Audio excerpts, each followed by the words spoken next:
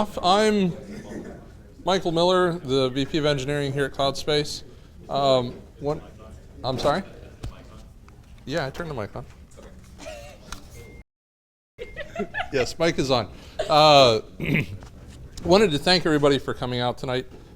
This is a really community of folks that are coming out. It's actually kind of cool. I've only been here a short time, since mid-November, so this is really a time at this particular meetup, and I'm already starting to see some familiar faces, which is really cool.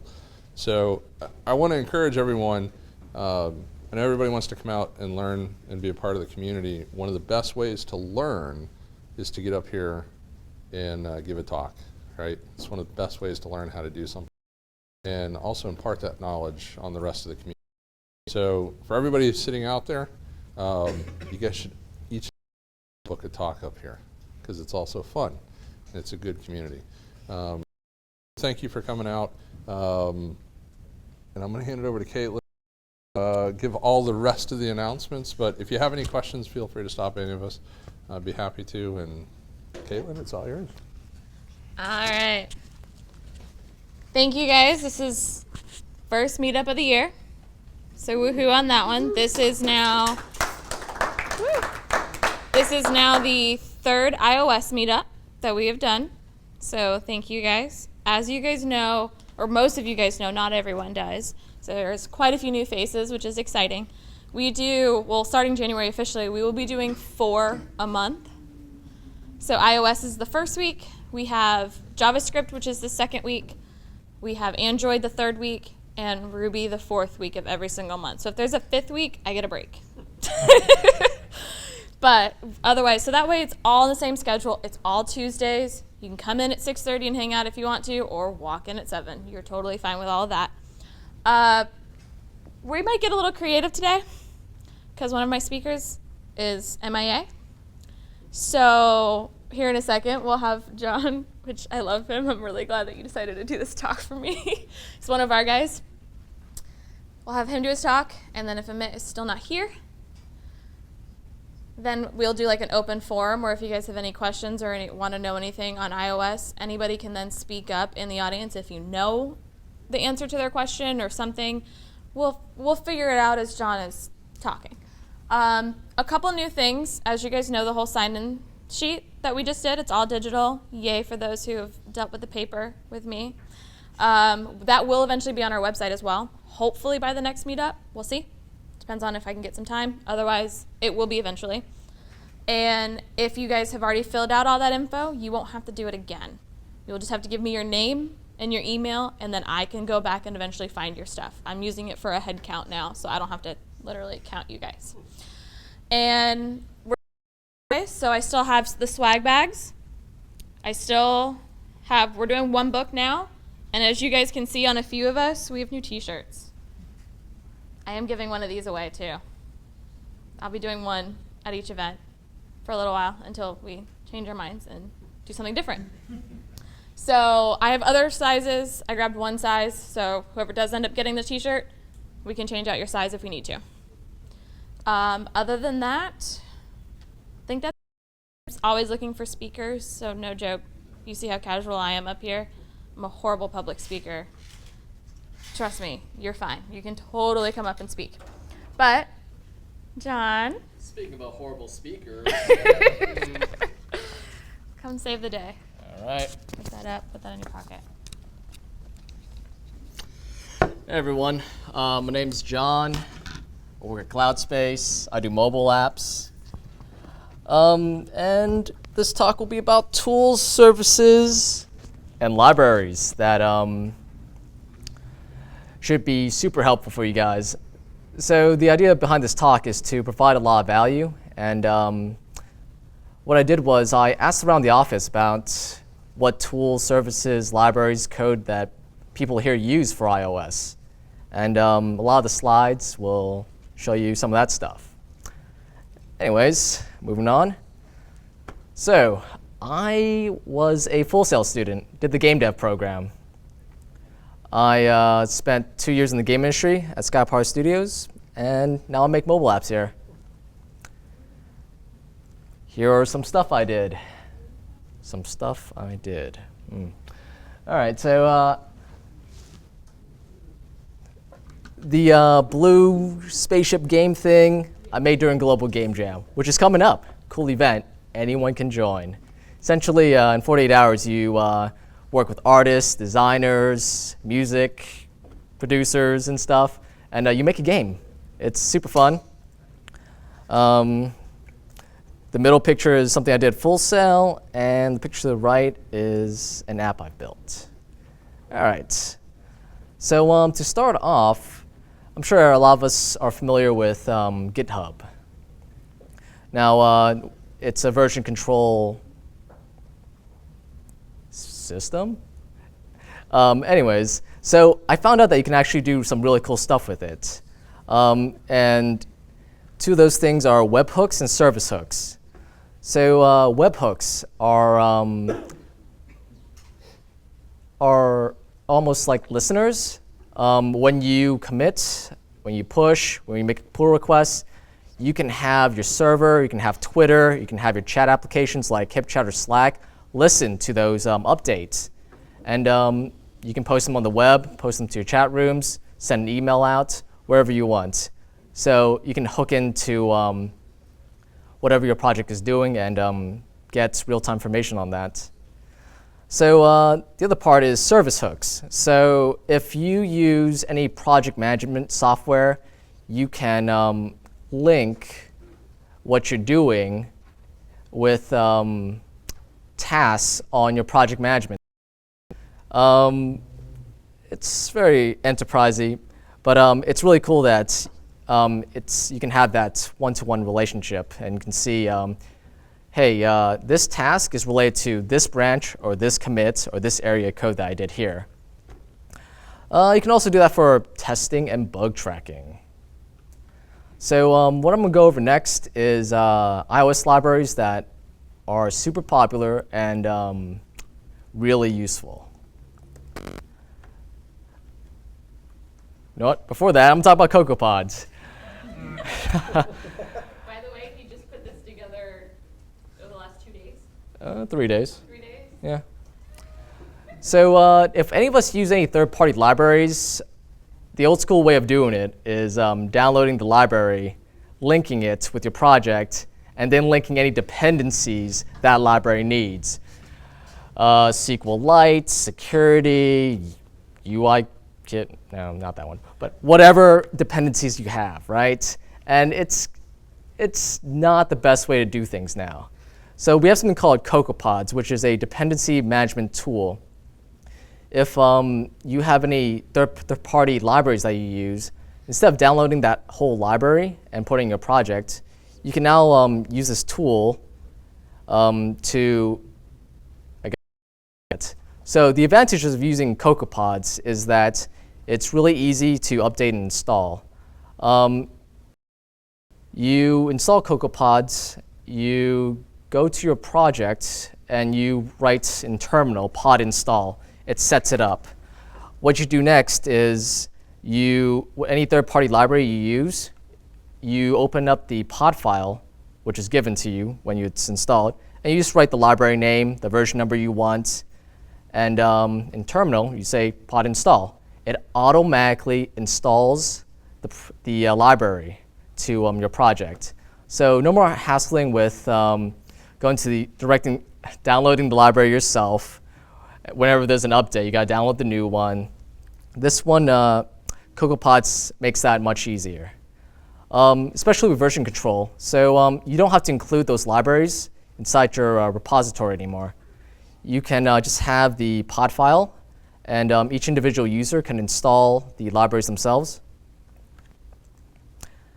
So it makes linking third-party libraries really simple. Next, I'm going to go over those iOS libraries that we like to use here. SDWebImage. So it is a library that helps you download images and helps you cache them too. If you were to make an app like Facebook or Twitter, there's tons of images, and it's basically a scrolling app, right? You scroll down to get some more content. There's always going to be new images. You scroll back up, the old images. You gotta see them still. So this is a great tool to add or to use if you're building social apps or any apps that uses a lot of images. I'll show you some code on that later, but it's really simple to use, and it does so much work for you. Next is AFNetworking. If you guys ever used any RESTful calls, HTTP post, or worked with any web services, you'll probably be familiar with posting, getting, put. And AFNetworking is a library that simplifies it. And I'll show you later on that. And it has a serialization built in. So if you have JSON or XML objects, it will automatically convert them to dictionaries, arrays, strings, ints, whatever. So it's really neat. Magical record. This is for saving and loading data. It uses the active record pattern. So the idea behind that is you have a database, right? So you have data. What it does is it makes a instance or an object, makes an object of the database, and you interact with that object and change it, and that object will submit those changes back to the database. So instead of making queries, you just modify that object. It's really easy to work with, and you don't have to deal with SQL and stuff. All right, so I'm going to show you some code on that.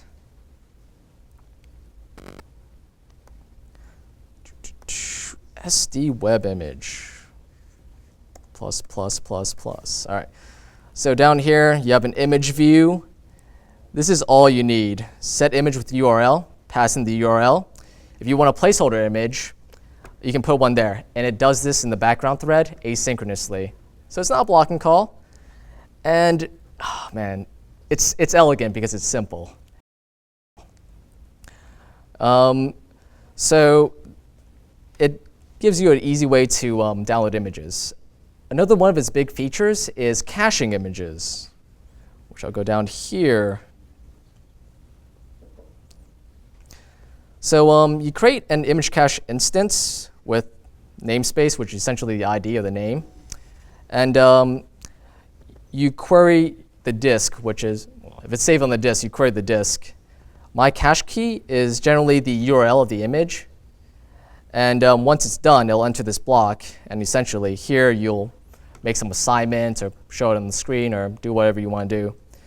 But what this does is essentially saves images to the disk so you can load them up a lot faster. You don't have to download the image every time. So yeah, I mean, the code's super simple to use, and yeah, it does a great job of what it does.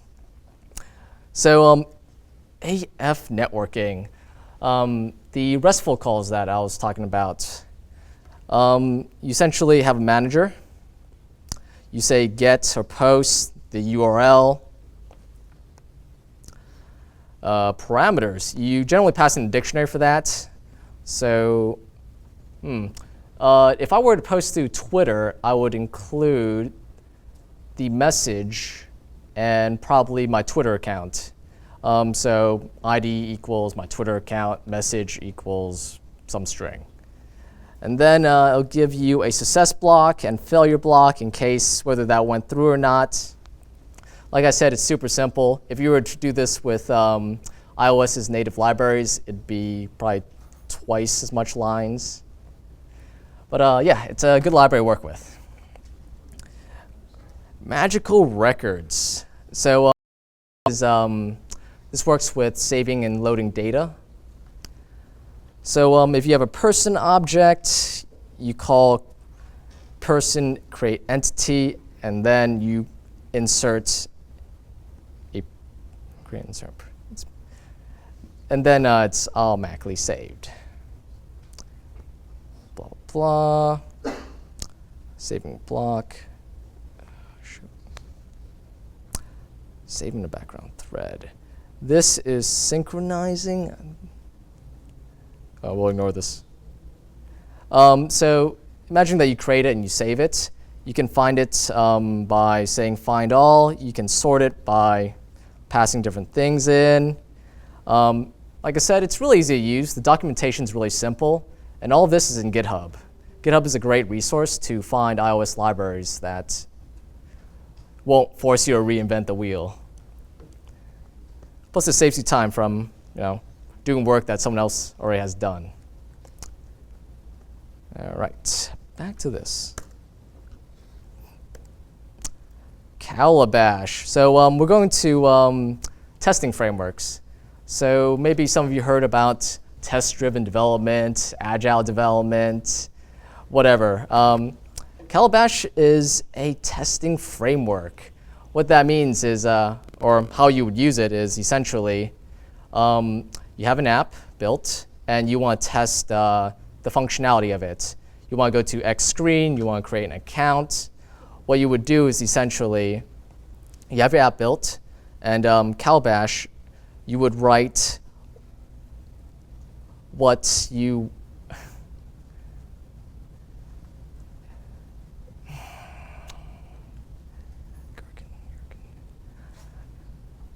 Calabash is separated into three parts. One, you have your app. Two is something called, you write tests called Gherkin, in Gherkin. And three, if you need to do any custom stuff, you do that in Ruby, Calabash Ruby. Essentially, you write tests in the Gherkin language to navigate, like, I want to go to this screen, I want to find this button, I want to press this button, I expect to see this.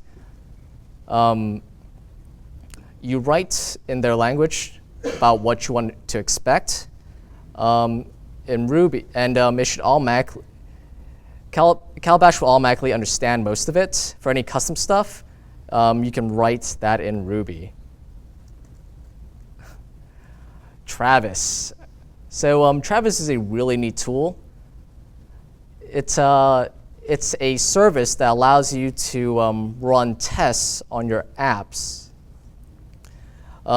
So what it does is it is, excuse me, it is a service that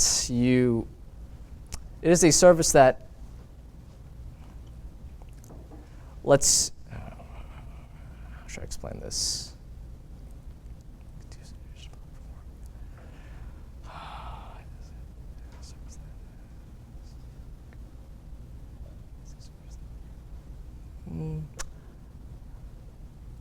So imagine you have a server. You set up Travis in it, and you send it your GitHub account with your repository of the project that you want to test, and you do some setup. You do some other setup, and what it will do is essentially, you also feed it some tests. What it will do is it'll take the tests that you feed it, it'll take the app or the GitHub repo that you have, and it will run tests on that repo and send you a report. So anytime you make an update, you can upload a new app, feed it some tests, and you'll get results on whether your app works as intended. It's a very popular tool. If you look at any of Google's Android projects or their basic repo, they use Travis all the time. Google Analytics. So if you're going to make a mobile app, it's really important to have analytics in your app. It's really simple to set up. Some of them are as short as 6 lines of code. So what analytics provides you is information on your users, on how your app is performing, how long people are staying inside your app, where they're leaving, how many people are using it every day, things like that.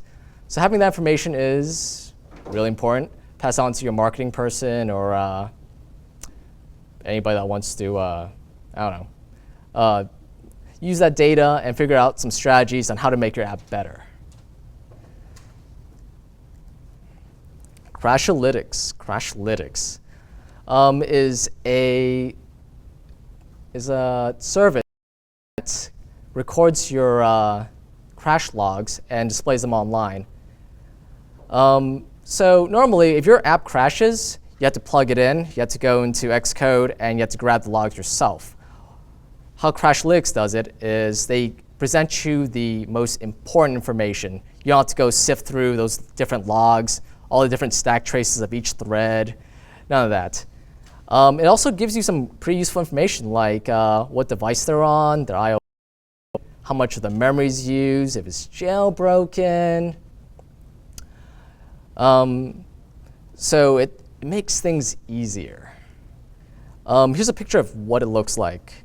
So you can see how many people, how many times it crashed, how many different people that has affected, and the other information, the free space, really, RAM.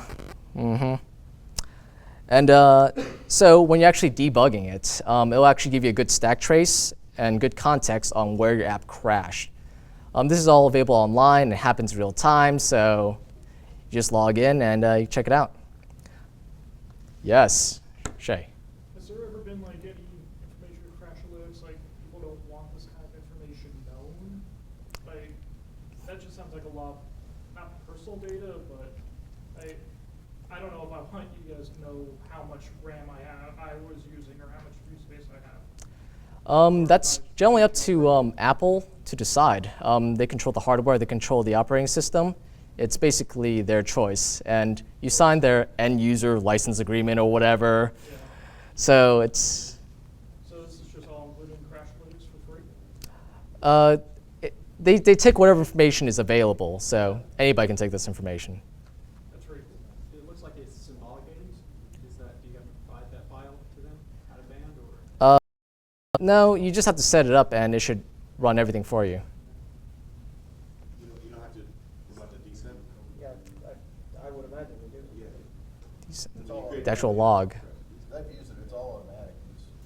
Yeah. You set it up, you register your app thing, and So you don't have to provide the symbols? it does it when you compile. They have Oh, like- okay, so you set it up in the project, so it kind of does it automatically. That's cool. And all the crash things you get, it's all anonymized, you don't know who it is, you just know some, Also true. you know, an iPhone 6 crashed, then they had 16 meg of RAM. Cool. Crashlytics adds a build script at the end that sets everything up for you. When you go through the tutorial, basically they have it drag, you just kind of drag it in and it just magically does everything. That's really useful. And so kind of used to do stuff like this and it's great, but Crashlytics is cross-platform too, so you can get your Android crash logs too. Do that. And they've added analytics. And they also have a data service now too to compete with TestFlight. I haven't used it yet. They do some neat stuff. Well, Crashlytics, yes, it's not clear. Fabric. Yeah. Yeah, so it's a really cool tool. Saves you a lot of heartache. Like I had a crash last week, well, more like this week, early this week, and plugged my device in, couldn't find the log. I had to restart Xcode and replug in the device before it appeared. And if I implemented this, wouldn't have had that problem. Anyways, App Annie. So generally you look at how well your app is performing through iTunes Connect. So Apple builds this nice interface for you. App Annie augments that interface. So it displays the important information first. It's more colorful. And they've spent years collecting information on how apps are performing. They have an intelligence system that can give you tips and stuff. So if you're a marketing person, this is a great service or website to use for tracking how well your app is doing. Here's some basic UI on how App Annie will look like. Tracks your different apps and the revenues. And the in-app purchases. So money's generally important. So that's generally what these services do, help you track that. So I want to talk about TestFlight. It is Apple's main distribution system. There's a new version of TestFlight now that's all through iTunes Connect. One of its nice features is, well, TestFlight essentially sends builds to people that that probably aren't in the room. It lets you send builds to your client, your mom who might be in another state, all that jazz. So TestFlight has a new feature called the Beta App Review, which essentially you submit a build, a beta build, not in production build. They'll look at it, and then once they approve it, you can send that build to anyone as long as you have their email.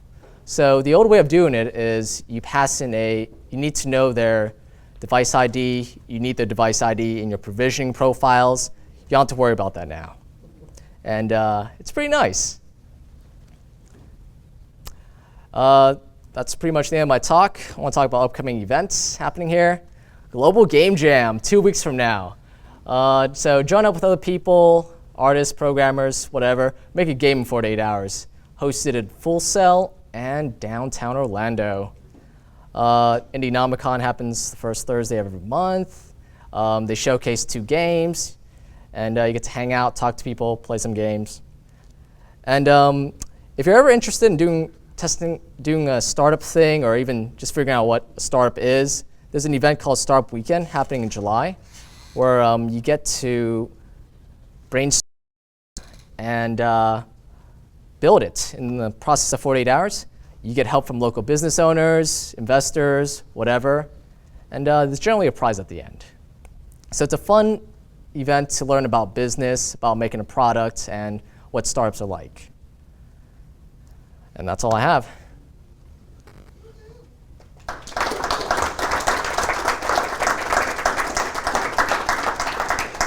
Any questions?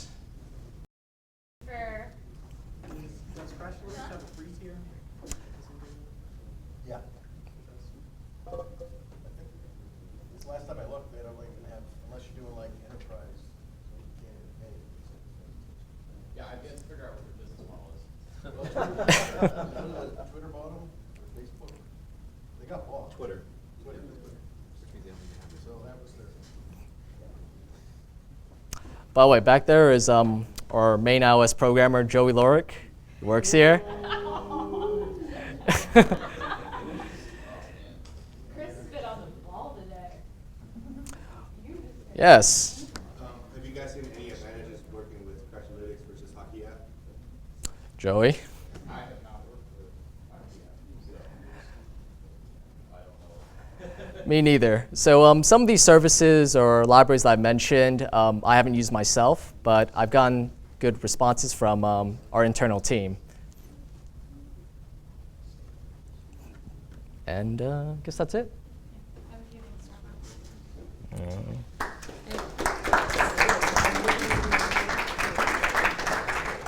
Alrighty. So still no word from our other speaker. Yay, we get to pivot things. But speaking of other events that you were talking about, so a couple of things going on. Thursday is Orlando Ruby down at Envy Labs. So that's on Meetup. Just go into Orlando Ruby. So that's Thursday night. I guess they're talking about the new Rails release, I think, and something else. I don't know. Don't quote me on that. Next week, though, is, aside from us doing our JavaScript, which is going to be packed, there is the Orlando Tech Meetup at the Church Exchange building that has usually on average between 150 to 200 plus people who show up. It's a pretty awesome event just to go, to network, to meet other people. Some people demo their apps and their websites. So it's definitely cool to go, see other ideas. It might create some new ideas for you as well. Then that Friday is the Orlando Tech Pub Crawl. In order to know where we're all going, you have to add yourself to that meetup group. That is fun. I will get yelled at if I don't go. But that is also fun. You get a little bit more personal with Orette, who's the president of the Orlando Tech Association, a few other people. So you get really close with a lot of really cool people in the downtown area. That's something that just started 2 months ago. It always follows the next day after Orlando Tech Meetup. But real quick, I'll let you talk, and then I'll final things up real quick. So Ben's gonna talk really quickly about something pretty cool and exciting. I have an old realm talk from you a couple months ago. I can get it if you want me to. I love you. Never mind, Ben's going to save the day. Yes! We have a talk. I love you. And then you can also talk about that. Yeah.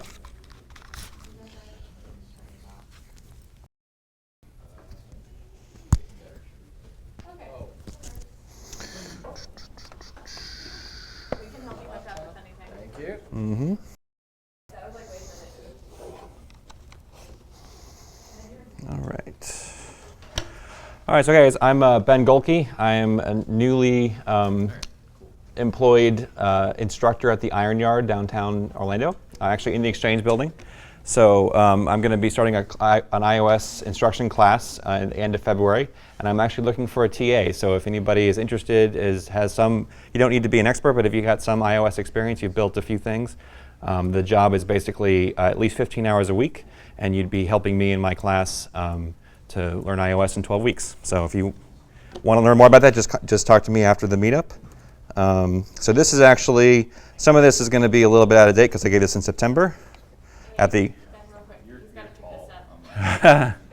It cut off like your forehead. Oh, nice. So at the Orlando iOS meetup, I gave this talk in September about Realm, which is a new database system for iOS. It's actually also has since gone sort of beta release for Android as well. So the cool thing about it is you could actually build database models that could then work if you were going to do native development in Cocoa and in Java.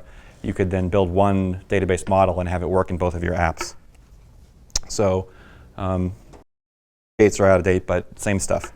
So what is Realm? Realm is basically a mobile database that is fresh from the ground up. It is not using SQLite or Core Data, which Core Data is actually just an object. It's a relational set of classes on top of SQLite. So it's not based on any of that. It's a brand new database model that they created.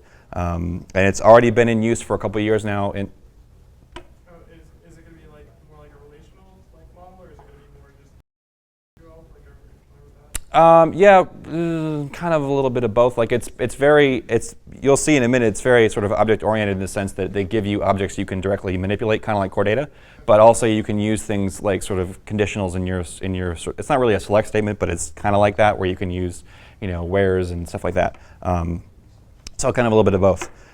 So again, it's not based on anything that already exists. It's a brand new model, and it's been used for a couple of years now. And from what I understand, their enterprise customers, the people that make Realm, have been distributing this code for a couple of years in production-ready enterprise-level applications. So it's not necessarily a beta. It is technically sort of still a beta for Cocoa and for Android, but the actual model itself has been around for a long time.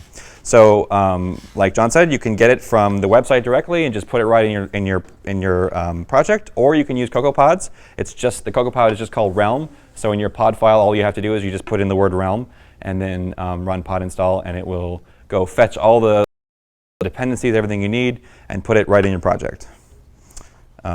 So how does Realm work? Basically, you create model classes using some Realm-specific syntax. It is going to be in Objective-C. They do also fully support Swift, so you can do that. The code that you're going to see here is in Objective-C just because that's what I have most of my experience with. So you create a Realm itself, and then you can create these objects, these Realm objects. So like, for example, I have an app for the Sunrail called Soul Train, and so this code is just examples from that. So let's say we might create a station class, a station object we want to use.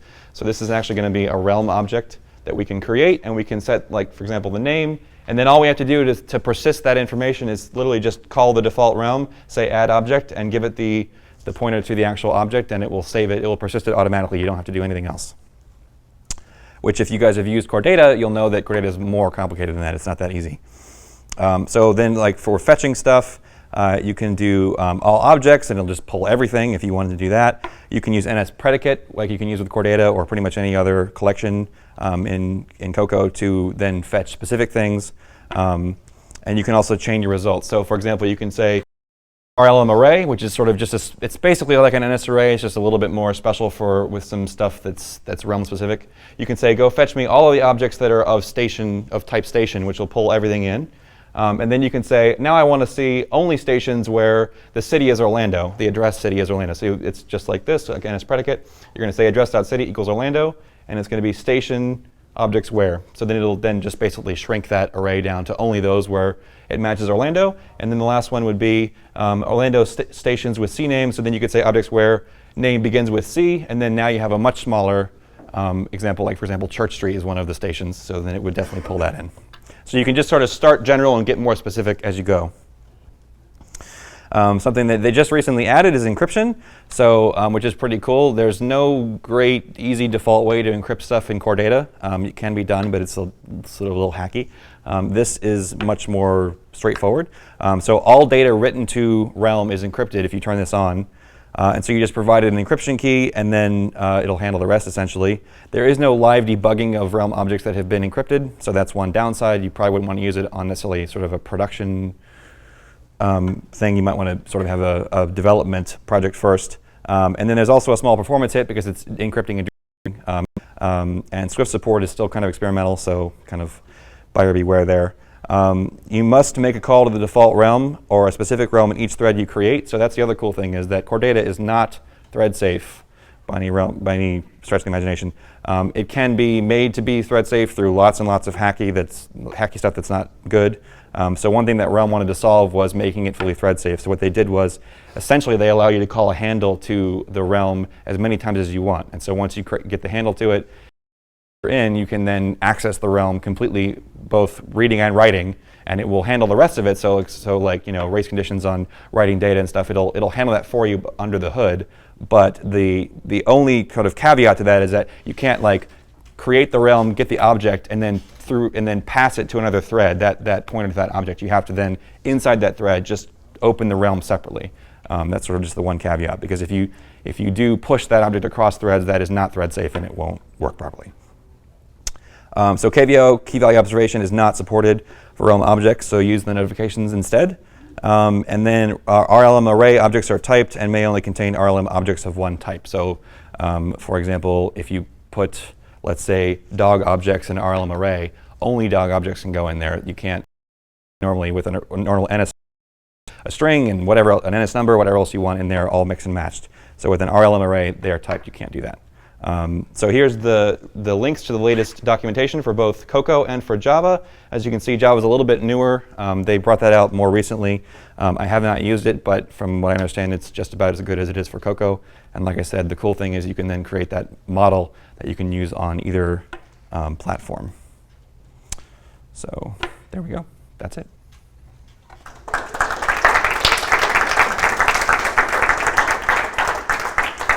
Any questions?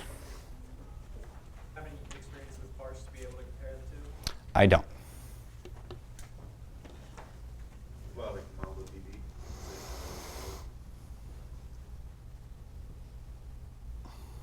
I wish I did, sorry. Anything else?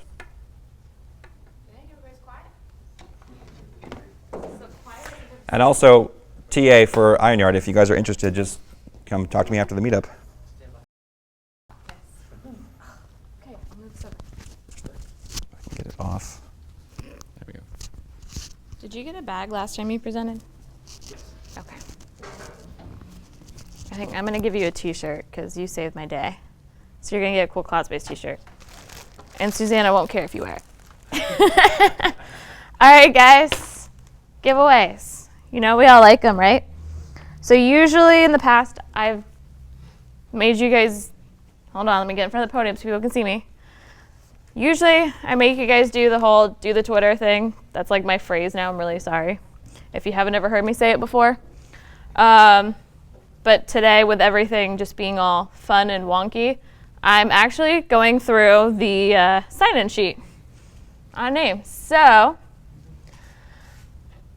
Seth Vanderdrift, you get a bag. Oh, you don't have to walk. I'll walk to you. No, sadly not. There's a pen, there's sunglasses. The bag is pretty awesome.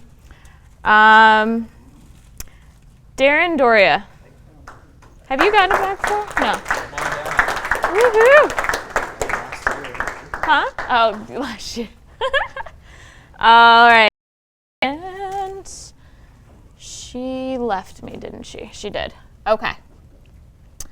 So, Bear with me, guys. Ivy. I don't know if you got one or not. There you go, hon. And like I said, Ben gets the t-shirt because he saved the day. Is large fine with you, Ben, or do you want a bigger size? I have more. Extra large? Okay. A minute. You saved my day. And I have this awesome iOS 8 book with Swift. And I'm going to give that out to James. I'm going to butcher your last name. It starts with an R. Yes. Look at you. First time going to the meetup and you get an awesome book. All right, guys. So aside from me having to grab Ben a different size in the shirt, thank you for bearing with this lovely little twist of events. Normally I have my speakers and things have been going a lot smoother than they did today. The next step is we buy the beer at World of Beer. So we'll gather everybody up. Everybody can head over. Say this. Anyways, if you're not 21, get a soda, get a water, get something. That way you at least can hang out. Because then work with everybody and collaborate. That's definitely, it's valuable to be able to do that. And then I get to talk to you too. Because as you know, I was kind of crazy earlier. So I get to talk to you more if you come and hang out at World of Beer. So other than that, you guys talk, mingle. If there's pizza left over, take it. If not, holy crap, it's the first time we've never had pizza left over. I'm going to grab Ben's shirt, and then we'll go. Woo! Ben?